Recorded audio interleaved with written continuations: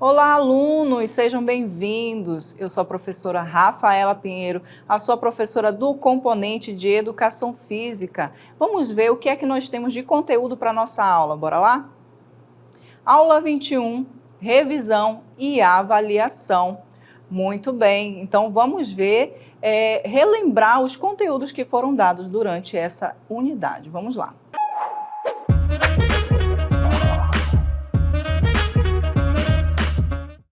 Muito bem, pessoal. Então, hoje nós vamos relembrar, os conteúdos que foram dados nessa unidade. E lá na nossa primeira aula dentro dessa unidade, nós iniciamos falando sobre dança, sobre a história da dança. Então, eu vou trazer aqui uma informação na cartela para vocês a respeito da dança. A dança, ela é uma das expressões artísticas mais antigas, considerada a segunda arte entre as 7 artes elencadas pelos especialistas. Então, é uma expressão artística muito importante, justamente por conta dessa junção, da música, do ritmo, do teatro, que engloba, uma apresentação de dança. E quando nós falamos de dança, nós também temos que lembrar da sua história. Como é que se originou essa dança?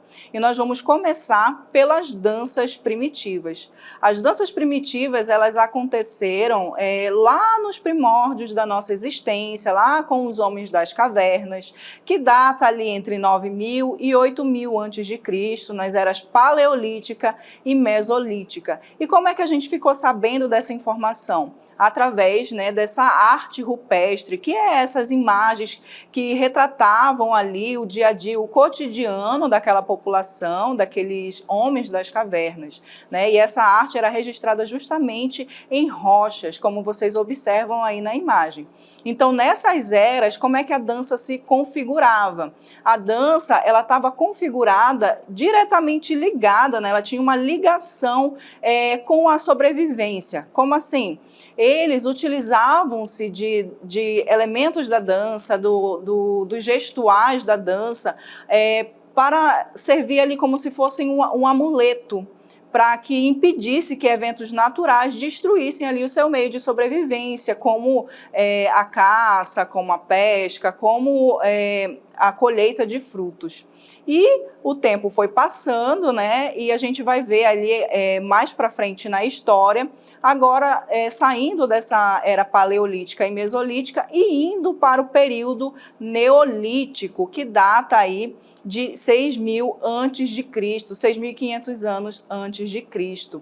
E também, essa história ela foi retratada através dessas pinturas em rochas, chamada de arte rupestre. E o que acontecia nesse período a respeito da dança? Como é que ela era usada por esse povo? Então, os rituais e as oferendas em formas de dança, elas ganham ali um sentido de festejar a terra e o preparo para o plantio, como também de celebrar a colheita e a fertilidade dos rebanhos.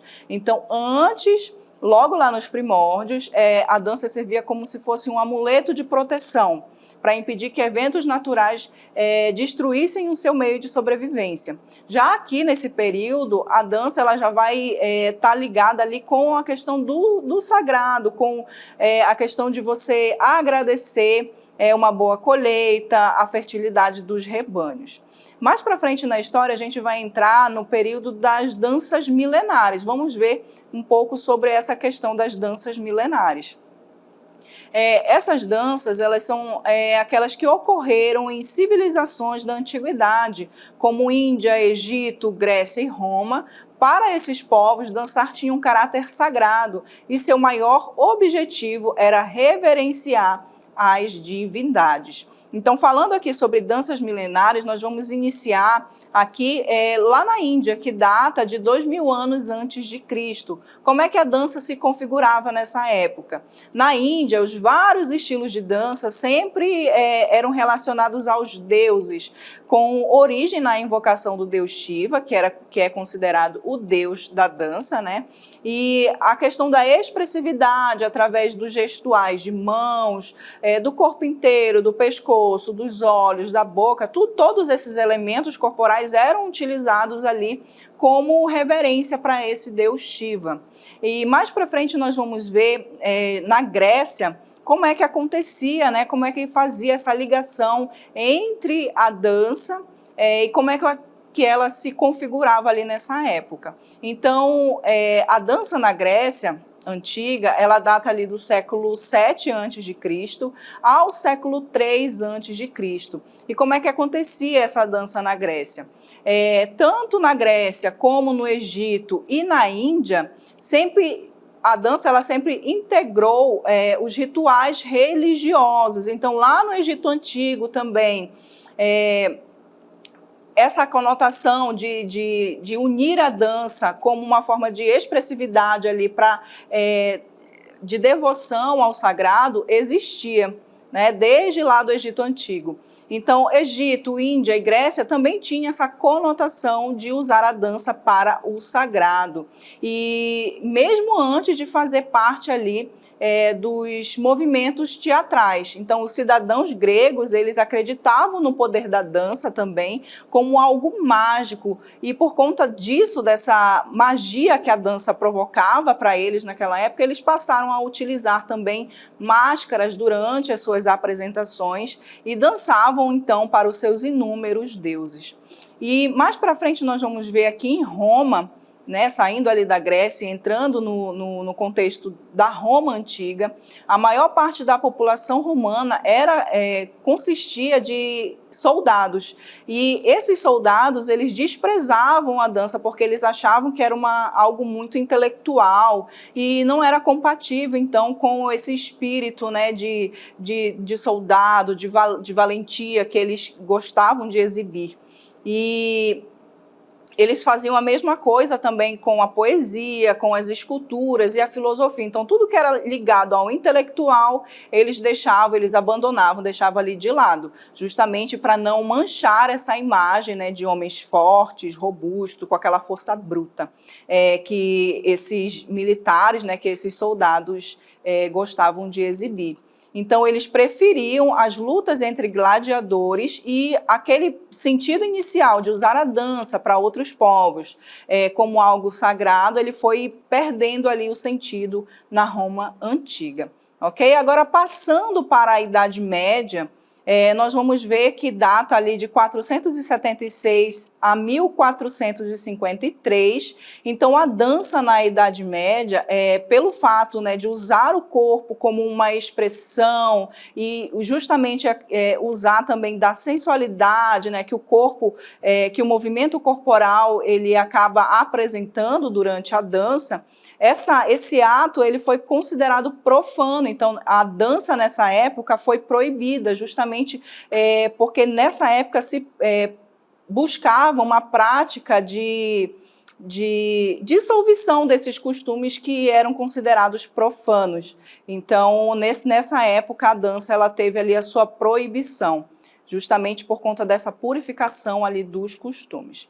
Passando mais para frente um pouquinho, nós vamos entrar no Renascimento, que data ali do século VI e século VII. Então, a dança no Renascimento ressurge, né? Teve aquele bloqueio da dança na Idade Média, mas no Renascimento a dança ela vai ressurgir e ela vai passar a ser apreciada pela nobreza, ganhando assim um aspecto social e também se tornando mais complexa, colocando ali outros elementos durante a dança, né, passando a ter estudos específicos, inclusive, feitos por pessoas e grupos organizados, sendo conhecida ali a primeira configuração do que nós conhecemos hoje como balé, ok? Passando mais para frente na parte do romantismo, na era do romantismo, no século XIX, nós vamos ver a transição ali do balé dos salões dos palácios para se tornar assim um espetáculo. Então o balé que era utilizado ali nos eventos sociais passa a sair desse cenário de eventos sociais e passa a integrar ali as apresentações dentro do teatro. Então na ópera era praticamente obrigatório que se incluísse ali um espetáculo de dança. Olha só que interessante. E mais para frente nós vamos falar um pouco sobre a dança moderna, que data já próximo, né, do nosso tempo, no século XX. Então, ao observar, por exemplo, essa imagem que está aparecendo aí para vocês, a gente já pode ver uma dança mais livre, mais solta, né, um pouco mais espontânea do que se apresentava, do que se configurava antigamente. Então, nesse momento da dança moderna, há uma ruptura ali com o balé clássico, né? Há uma retirada ali dessa caracterização somente de apresentações de balé, e os movimentos corporais eles vão ganhar mais exploração, eles serão mais explorados, existindo então um grande estudo de possibilidades motoras do corpo humano, como solo de improvisação, sendo bastante frequentes nesse tipo de apresentação.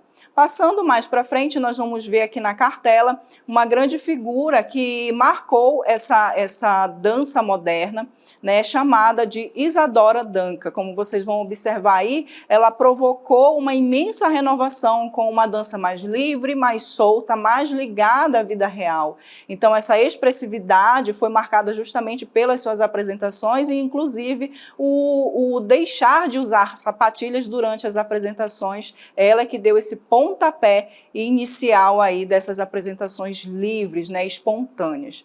Falando em espontaneidade, nós vamos entrar agora na parte da dança contemporânea, que data ali do século XX, século XXI, né, já trazendo aqui para a nossa realidade, para os nossos dias. Então, a dança contemporânea é toda a dança que foi criada a partir dos anos 60, lá no século XX. E os criadores contemporâneos, eles vão misturar, fazer um mix ali de teatro e dança e retirar, então, a figura do solista, ou seja, aquelas apresentações onde apenas uma pessoa estava ali fazendo os movimentos da dança, e passam a existir apresentações já em grupos, onde a figura masculina e a figura feminina, elas se apresentam ali com mais igualdade, ganham um papel relevante igual para ambos os gêneros. E falando um pouco mais, né, sobre essa questão da história, nós vamos avançar um pouquinho e entrar agora no contexto da dança no Brasil. Então, na cartela aí vocês vão observar que as danças brasileiras, elas surgiram por meio da fusão de culturas, como a cultura europeia, africana e também da cultura árabe, aliada às manifestações oriundas do próprio país, como a nossa cultura indígena. E a dança na educação física, como é que ela vai se manifestar? Através de atividades rítmicas e expressivas, através da cultura corporal de movimento, ou seja, aquelas atividades que são feitas ali ritmadas, a fim de você acabar conhecendo o seu corpo, explorando o seu corpo como um todo. E entrando agora no nosso próximo assunto, né, relembrando o nosso próximo assunto, nós vamos falar sobre os elementos que compõem a dança. E os elementos que compõem a dança, nós vamos verificar aqui que são movimento corporal, o espaço e o tempo. Agora, destrinchando cada um deles, nós vamos ver que o movimento corporal vai estar aí na cartela para vocês a definição, que o movimento corporal ele vai remeter às variedades de posições que o corpo faz com referência a um ponto. Então, ao falar de dança, trata-se de movimentos básicos exercidos, chamados de rotações e translações, ou seja, todo movimento que o corpo é capaz de realizar. E dentro do movimento corporal, nós conhecemos aqui a quinesfera, o fluxo, giros, saltos, eixo, peso. No caso da quinesfera, são todas aquelas possibilidades de movimento do nosso corpo no espaço sem que haja um deslocamento. Então, eu estou aqui, eu posso me movimentar para lá, eu posso me movimentar para cá, para frente, para trás. Isso a quinesfera estuda e nos possibilita realizar. No caso do fluxo, nós vimos o fluxo livre, o fluxo conduzido e o fluxo interrompido, que está ali ligado à questão, por exemplo, do tônus muscular, né, da força que a gente exerce naquela ação. Vimos também os giros, que é o ato de rotacionar o corpo no seu próprio eixo. E cada estilo de dança vai ter o seu próprio estilo de giro. Falando sobre saltos, né, são aqueles movimentos que deixam o corpo temporariamente suspenso, ou seja, sem contato com o solo. No caso do eixo, nós temos a possibilidade do estudo da sustentação e do equilíbrio. Lembra, eixo, eu estou aqui no meu eixo me equilibrando. Eu posso me equilibrar com a perna esquerda, eu posso me equilibrar com a perna direita, e vai me dar essa sensação de sustentação e equilíbrio. E falando de peso, nós temos aquele peso passivo, ativo, leve, pesado, de transferência, contrapeso e suas graduações, né, que pode nos causar estabilidade e instabilidade, ok? Então, agora falando sobre o nosso segundo elemento que compõe a dança, nós vamos entrar no campo do espaço, que pode ser em relação entre o corpo e o espaço, o ambiente no qual você está, o corpo em relação ao seu próprio corpo, ou em relação a outro corpo e o corpo em um outro objeto, ou seja, todos os espaços que podem ser explorados no que diz respeito ao ambiente ou a uma outra pessoa ou em relação a si mesmo. E dentro do espaço nós vamos ver aqui a questão dos níveis, né, como vai aparecer aí para vocês, níveis, dimensão, direção, deslocamento. Então, todas essas possibilidades dentro do espaço podem ser possibilitadas durante um ato de dança. Como, por exemplo, nos níveis, você vai dançar em nível baixo, você pode explorar o nível médio, que é aqui na altura da cintura, nível alto, acima do nível da cabeça. Na questão das dimensões, nós vemos a possibilidade de gestuais que geram amplitude, né, ou seja, largura, comprimento ou altura e profundidade desse movimento. Na questão da direção, é o sentido para onde o movimento ele vai seguir, partindo aqui do centro do corpo. Então, essa direção ela pode ser para frente, pode ser para trás, para o lado, para o outro, nas diagonais e assim por diante. E temos também a questão do deslocamento, que é aquela situação em que você está num ponto e deseja, objetiva, ir para um outro ponto. Esse deslocamento ele pode ser reto, pode ser curvo, ele pode ser devagar, pode ser lento, enfim, diversas possibilidades. Agora, passando para o nosso outro elemento, né, da dança, nós vamos falar sobre tempo. O tempo é a velocidade em que são executados determinados movimentos. Isso pode ser rápido, moderado e lento. É uma qualidade bastante subjetiva, pois deve-se sempre ter um parâmetro de comparação para definir o que é rápido e o que é lento. E agora vocês vão assistir a um vídeo onde vocês vão poder analisar todos esses elementos que eu acabei de ministrar para vocês.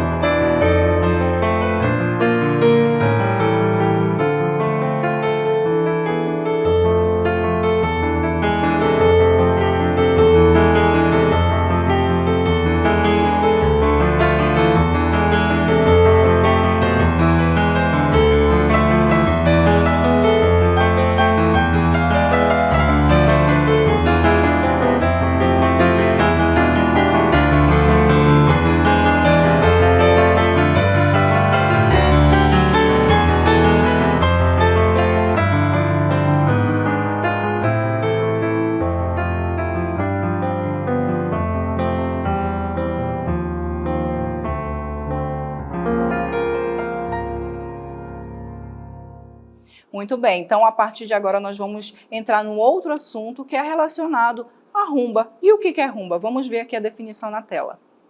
Então, por rumba, conhece-se o ritmo musical e o tipo de dança que é tradicional de Cuba e cujas raízes são africanas. Seu nome é derivado da palavra espanhola rumbear, que significa se divertir ou ir à festa. E como que essa rumba, né, como esse estilo de dança surgiu? Vamos à história da rumba.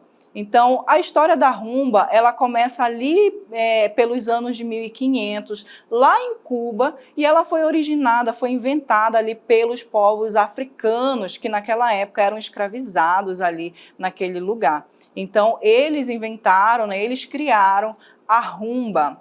E essa dança, ela tinha uma característica, como vocês vão observar aí na tela, tinha uma característica tão selvagem, fortemente sensual, que chocava, então, muitas pessoas das classes mais altas, chegando o governo a bani-la. Mas em 1920, a dança ela voltou a ganhar a sua popularidade e esse banimento ele foi ignorado. Então, além dessa característica de ter esses movimentos dos quadris muito acentuados, de ser fortemente sensual, tinha também aquela questão do preconceito, porque a dança rumba, ela sofria muita influência na questão religiosa, daquelas religiões de matriz africana. Então, justamente por conta também dessa informação, as pessoas acabavam tendo um certo preconceito com esse estilo de dança. E como é que ela passou ali para o contexto mundial, começando nos Estados Unidos? Vamos ver. A música e a dança latino-americana se tornaram populares nos Estados Unidos no início dos anos de 1920. E um responsável por isso, né, pela essa propagação ali nos Estados Unidos, foi Xavier Cugat. Esse maestro, né, com a sua orquestra, era uma grande influência ali naquela época, porque eles tocavam música latina na famosa boate Coconut Grove em Los Angeles, Califórnia, e também eles atuaram ali nos primeiros filmes falados, o que acabou dando uma visibilidade maior para a rumba no contexto dos Estados Unidos. E em 1930 houve uma nova música chamada de Penut Vendor. Essa música ela foi tocada ao ritmo da rumba, né, e se tornou ali um hit instantâneo, o que propagou muito mais ainda a rumba pelo mundo. Agora, falando da história da rumba na Europa, nós vamos ver aqui na cartela que Pierre e Doris Lavelle são creditados como os que trouxeram a dança à Europa. Em 1930, Monsieur Pierre era um professor de dança mais famoso de Londres naquela época e seu entusiasmo pelas danças latinas era contagiante. Então, a rumba se tornou extremamente popular em Londres e rapidamente ganhou fama por toda a Europa. Falando agora sobre essa base coreográfica da rumba nos dias de hoje, nós vamos ver que, apesar de ela ter sofrido transformações ao longo do tempo, a base coreográfica dela se manteve, onde uma mulher utiliza seus encantos, né, e técnicas de danças exímias para seduzir um homem, dando início ao verdadeiro jogo de sedução na pista de dança. E o que dá ritmo a essa rumba? Vamos ver os instrumentos que dão ritmo à rumba. A rumba usa 3 tambores, chamados de tumbadoras ou congas, os quais são originários de Cuba e se distinguem do tambor africano, em que possui chaves. E quais são as variações hoje em dia dessa dança?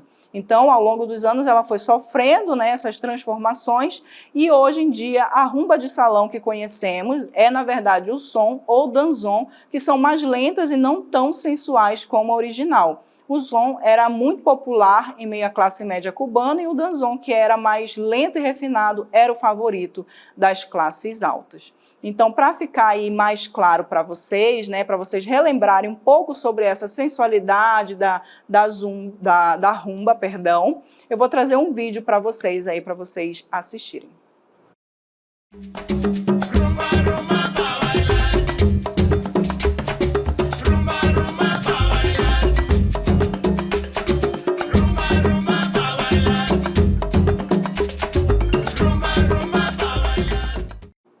Muito bem, então deu para relembrar aí esses passos da rumba, essa sensualidade aí que a rumba atribui aí nas suas coreografias, nos seus movimentos. Viram aí esse jogo de sedução acontecendo durante a dança da rumba? Então olha só que interessante, né? E como eu falei para vocês, só frisando novamente, que a rumba ela foi perdendo um pouco das suas características originais, porque lá atrás o ritmo da rumba era muito mais acelerado, né? E a dança também tinha muito mais essa questão do remeleixo aqui, de mexer a região do quadril, desse movimento todo corporal acontecendo, mas para ela acabar adentrando ali nos grandes salões, ela foi perdendo um pouco dessas características até chegar ao que vocês observaram aí na dança da rumba nos dias de hoje.